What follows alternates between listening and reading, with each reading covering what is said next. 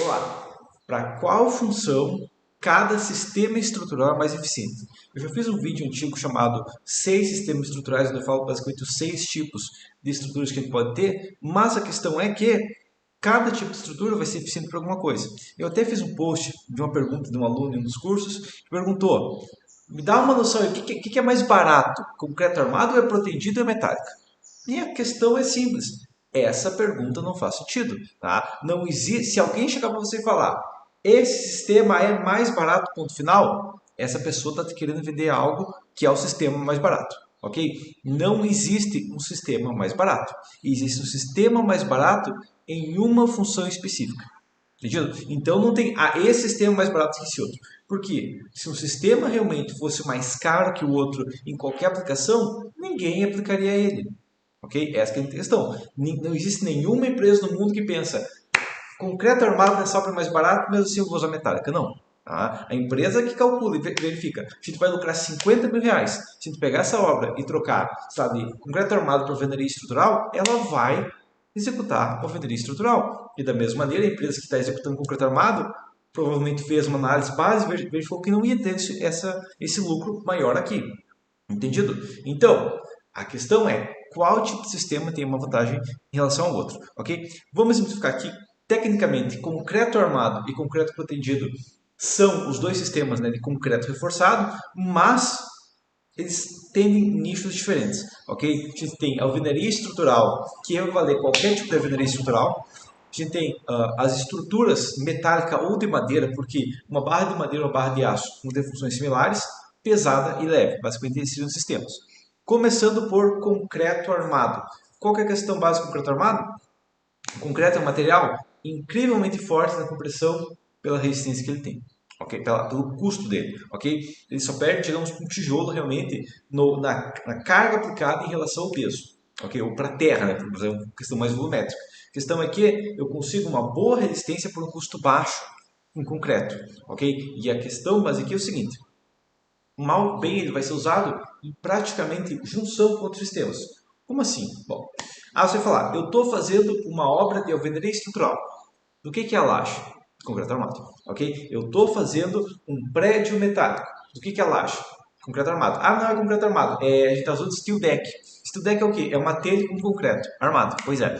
É um concreto junto com armadura passiva. Armado. Ok? E qualquer outro sistema com base vai ser com concreto. Não, mas eu estou fazendo um deck de madeira.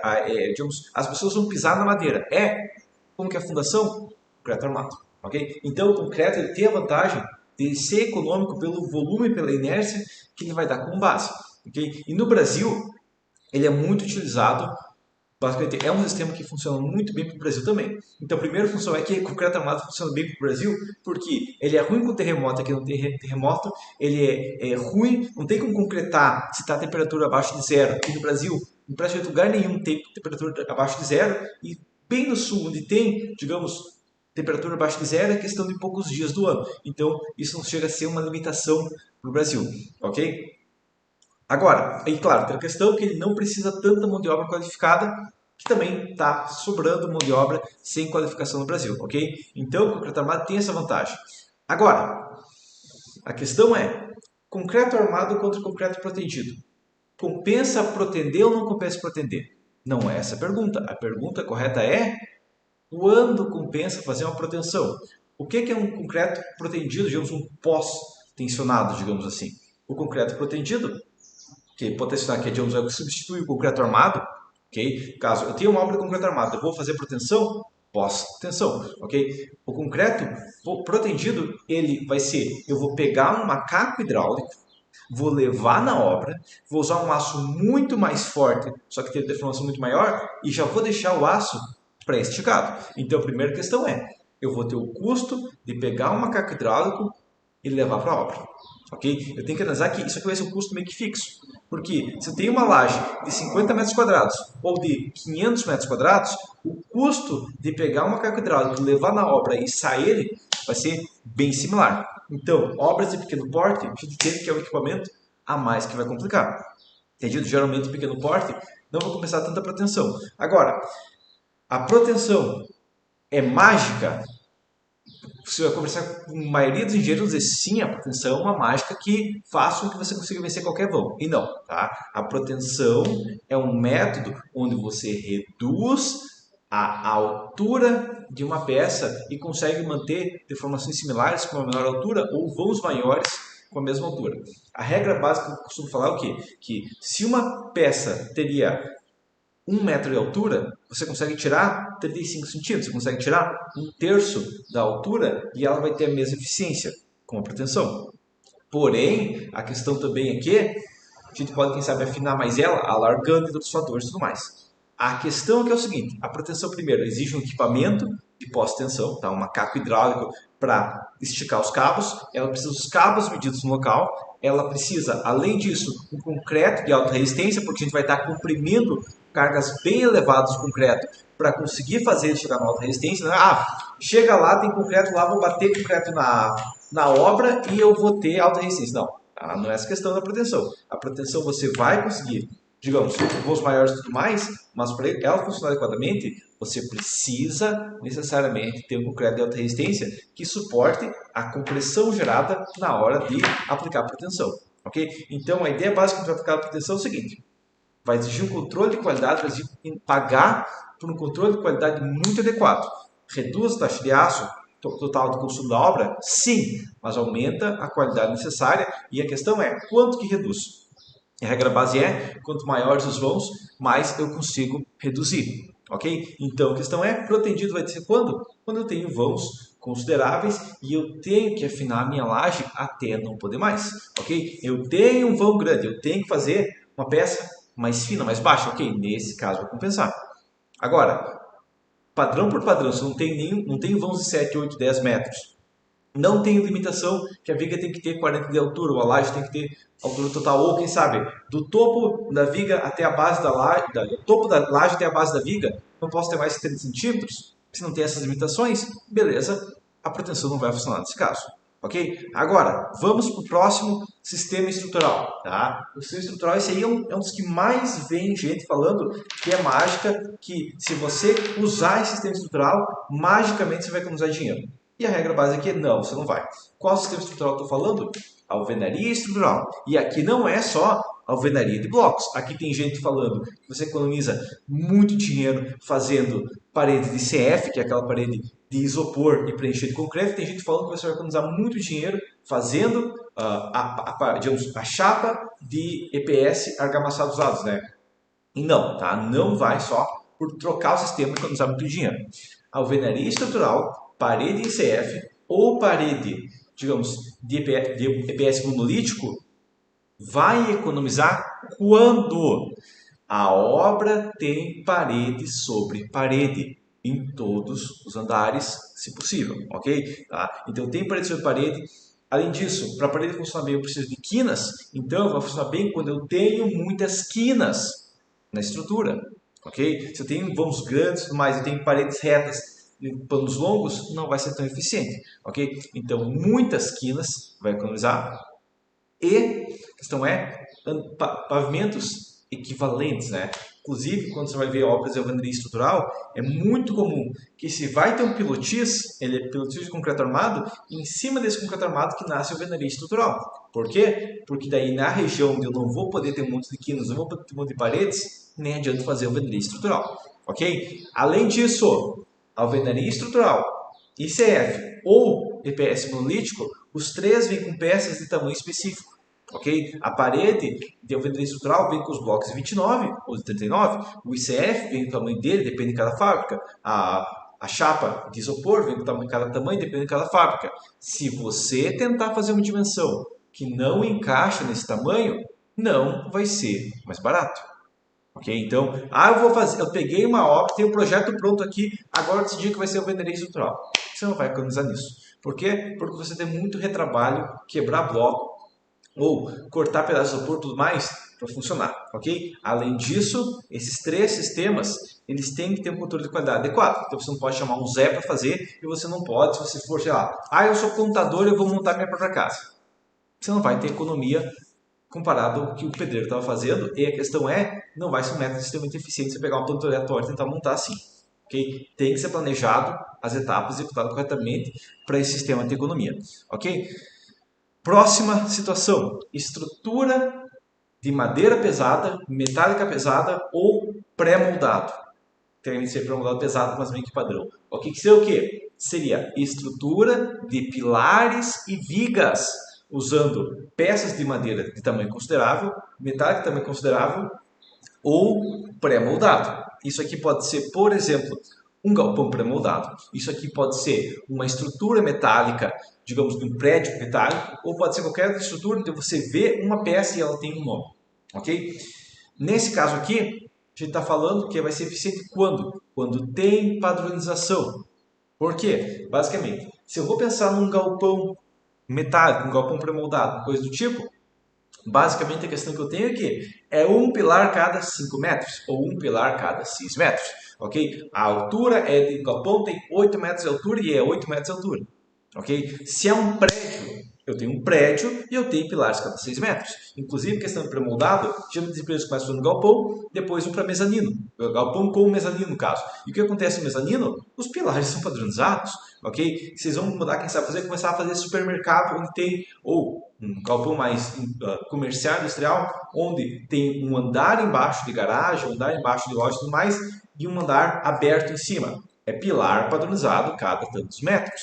Por quê? Porque no sistema pré-moldado ou no sistema metálico, onde cada peça tem que ser montada, cada peça tem um custo. Okay? E esse custo, se a peça tem 2 metros, a peça tem 10 metros, o tempo que leva para montar ela no lugar é basicamente o mesmo. Okay? A partir do momento, digamos, de estrutura metálica pesada, a ideia seria que um grupo de 3, 4 pessoas não consegue levantar uma peça. Okay? Esse é tipo, o critério básico que poder imaginar. A questão é que vai ter que ter uma máquina lá para levantar essas peças no lugar. E se a peça pesa 2 toneladas ou pesa 10 toneladas, se eu tenho que colocar uma máquina que suporta 10, o custo é o mesmo. Ok? Então ela tem economia quando se eu tenho que colocar uma máquina lá que levanta 10 toneladas, eu tenho um monte de peça de 10 toneladas para levantar. Ok? Essa que é a ideia base. Então, quando a estrutura tem padrão, tem um pilar aqui, a 6 metros tem um pilar para cá, a 6 metros mais um pilar, a 6 metros mais um pilar, e no outro sentido, a cada 5 metros também tem um pilar. E tem um padrão, que a cada 5, 10, 15, 20, 25, sempre o mesmo pilar, e aí eu tenho eficiência pesada nesses casos. Isso vai acontecer principalmente em obras industriais, obras comerciais, ok? E também isso vai valer também quando eu tenho equipamento para levantar essas peças no lugar, e aí depende de cada caso, porque, por exemplo, pré-moldado é 5 vezes mais pesado que metálico, então só porque eu tenho um guincho no local, talvez metálico funcione, mas pré-moldado não, ok? Essa que é a ideia base. Próximo sistema, a estrutura de madeira ou metálica leve. Pré-moldado a gente não consegue leve, tá? Não consegue. Ao fazer uma peça pré-moldada que 3, 4 pessoas levantam. Até tem aquelas casinhas, aqueles pilarinhos de 12 por 12 e aquelas chapas de 3, 4 centímetros, que é um caso bem específico, digamos, para casas, digamos, econômicas e casas de baixo, classe C, classe D, ok? Mas, ou muro, quem sabe. Mas, metálica leve, madeira leve, que é os sistemas que as pessoas chamam no Brasil, não sei por que chamam no Brasil de light steel frame ou light wood frame, porque é Brasil, né? Estrutura metálica leve, madeira leve, português, ok? A questão é, esse sistema é eficiente quando? Ele basicamente, como ele é um sistema de parede igual à alvenaria estrutural, a gente pode imaginar ele como sendo uma alvenaria estrutural metálica de madeira, ok? Inclusive, tecnicamente é uma alvenaria estrutural, porque é uma parede que suporta a carga, ok? E a questão é que numa obra, sabe, de estrutura metálica leve, onde uma parede vai ter 20 pilaretes, eu não vou dizer que é o pilarete 1, pilarete 2, pilarete 3, pilarete 857, não. É pilarete 280, pronto, acabou. Vai ter um monte de peça igual, e se colocar um pilarete onde vai ficar outro, não tem problema, porque não tem uma regra base, ok? Se você pegar uma peça de madeira, tem uma peça de madeira, vou ter uma peça de 4x9. Se a parede tem as peças de 4x9, não importa qual peça 4x9 é, porque é tudo igual, ok? Esse sistema vai ser eficiente quando? Igual ao alvenaria estrutural, ele vai ser eficiente quando eu tenho parede sobre parede e quando eu já penso na modulação. É uma barra a cada 60, beleza, tem que pensar na modulação a cada 60. A minha chapa que vai fechar dos dois lados, ela tem 2,40, então, novamente, a modulação de 60, vai depender de cada caso, qual é o tamanho de cada peça, Você entendeu a questão, ok? A outra questão específica do metálico e da madeira é o seguinte: eles exigem, metálica leve e madeira leve, é que eles exigem uma mão de obra mais qualificada. Como assim? Tá? Uma estrutura metálica leve tem que ter usar parafusador e tudo mais, tem que encaixar as peças exatas, eu não posso fazer enjobração, eu não posso colocar peças um pouco para um lado e um pouco para o outro, ok?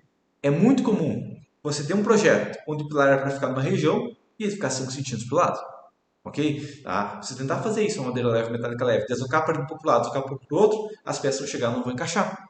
Ok? Tecnicamente, inclusive, essa despadronização também vai valer para o metálico pesado. Mas, como o metálico pesado já vai ter um operador de guindaste e tudo mais, já vai ser uma empresa de maior porte, não é tão crítico. Metálica leve, madeira leve, pode aparecer um cara ali com 3 ou 4 Zé lá e tentar montar e vai dar muito problema se não for padronizado. Ok? Então, a questão base aqui é todos os sistemas, o meio que padrão de construção no Brasil, que é construir mais casas e sobrados engenheiros começam geralmente construindo esse tipo de obra, ou não tem uma mão de obra qualificada, e geralmente também a questão é que, até por a maioria das obras no Brasil não tem uma mão de obra qualificada, esse tipo de sistema de concreto armado misturado, aquela salada que a gente vê aí em casas sobradas, que sobe a alvenaria e faz amarração com concreto armado, ele é um sistema que ele aceita muita troca, entendeu? Muita reforma, muita mudança no meio da obra. E esses outros sistemas que eu falei, eles não aceitam tão bem, ou eles aceitam, mas com um custo muito maior. Dá para aumentar uma parede de alvenaria estrutural 5 centímetros? Dá, mas vai aumentar muito o custo. Dá para pegar uma estrutura metálica e reduzir o tamanho do pilar 5 centímetros, uma viga 5 centímetros, aproximar dos pilares 5 centímetros? Dá, mas eu tenho que cortar um pedaço da viga, vai ter que fazer a furação, ou se tem pré-moldado. Eu quero colocar o pilar 1 metro para a direita. Durante a execução, tem como? Vai ter que jogar aquelas vigas fora e comprar outras vigas. Ok? Então tem a questão é que esses sistemas tendem a ter um aceite de enjambração muito menor. E por que o concreto armado é tão forte no Brasil? Porque dá para fazer enjambração e meio que é cultural a ideia de que durante a metade da obra vai mudar o projeto, ok? E consequentemente o concreto armado tem vantagem nessa situação, tá? Mas metálico tem vantagens, a alvenaria estrutural tem vantagens, pré-moldado tem vantagens, qualquer outro sistema tem vantagens desde que você aplique na função correta. Okay? Não dá para pensar que existe um sistema que é mais barato e um sistema que é mais caro, porque se existisse um sistema mais caro, ninguém usaria. Como que eu posso provar isso? Onde você vê as pessoas montando estrutura metálica usando ouro? Em nenhum lugar do mundo, porque em nenhum lugar do mundo é mais econômico usar uma estrutura metálica de ouro. Okay? Então a questão é a gente usar aço e não ouro ou não prata mais, porque é um material muito mais barato pela resistência que ele oferece na função que ele funciona. Beleza? Mas por enquanto seria isso e até a próxima.